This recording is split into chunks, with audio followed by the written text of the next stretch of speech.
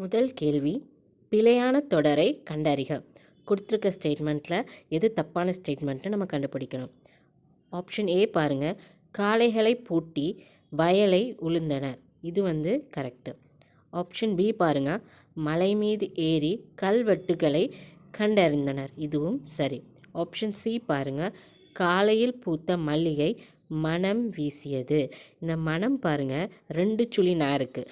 2 சுழி ந இந்த மனம் எதை குறிக்கும் அப்படின்னா மனது, நம்மளோட சிந்தனை, உணர்ச்சி அது ரிலேட்டடாக குறிக்கிறது தான் 2 சுழி ந. அதுவே நல்ல ஸ்மெல் அப்படி குறிக்கணும்னா நேயம் அது 3 சுழி ந வந்தால் தான் அதை குறிக்கும். அப்போது நம்ம கொடுத்துருக்க கண்டென்ட்டில் ஆப்ஷன் சி தான் நம்மளோட ஆன்சர்.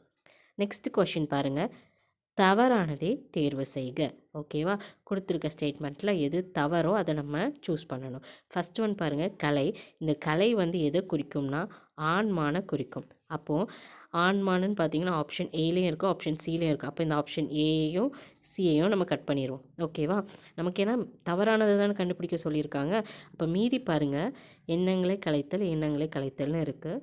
அண்ட் தென் இந்த கலை எதை குறிக்கும் அப்படின்னா மூங்கில், கரும்பு அப்படிப்பட்டதை குறிக்கும். அப்படி பார்த்தோன்னே இந்த கலையோட மீனிங் எங்கே இருக்குன்னா இங்கே இருக்குது, கரும்பு.